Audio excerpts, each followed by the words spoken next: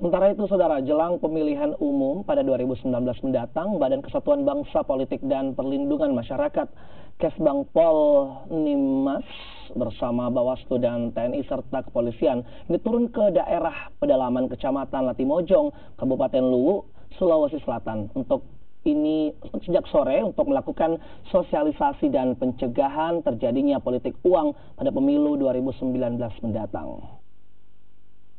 Badan Kesatuan Bangsa, Politik, dan Perlindungan Masyarakat Kesbangpolinmas bersama Bawaslu, TNI, dan kepolisian turun ke lokasi pedalaman yang akses komunikasi dan akses jalannya masih kurang lancar. Salah satunya di Kecamatan Latimojong, Kabupaten Luwu, Sulawesi Selatan pada Jumat sore untuk melakukan sosialisasi pencegahan politik uang.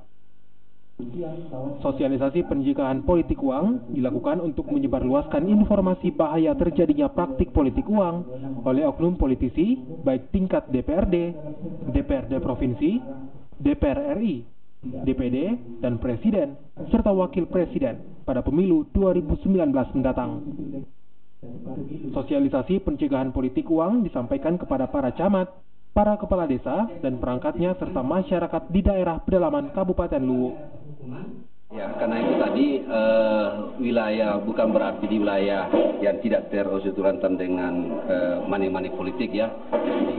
Di desa juga seperti daerah pegunungan yang notabene-nya kurang orang melakukan pemantauan sehingga kita perlu hadir di kecamatan itu.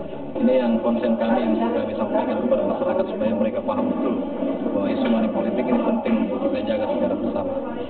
Dengan demikian kehadiran kami di sini minimal memberikan informasi kepada baik masyarakat umum yang terundang maupun kepala desa termasuk juga camat dengan jajarannya untuk bagaimana kemudian informasi ini bisa tersebar kepada seluruh masyarakat. Ketua Bawaslu Luwu, Abdul Latif, mengatakan bahwa sosialisasi ditekankan pada isu politik uang dengan melakukan sosialisasi sebagai upaya pencegahan dini. Amran Amir, Kompas TV Luwu, Sulawesi Selatan.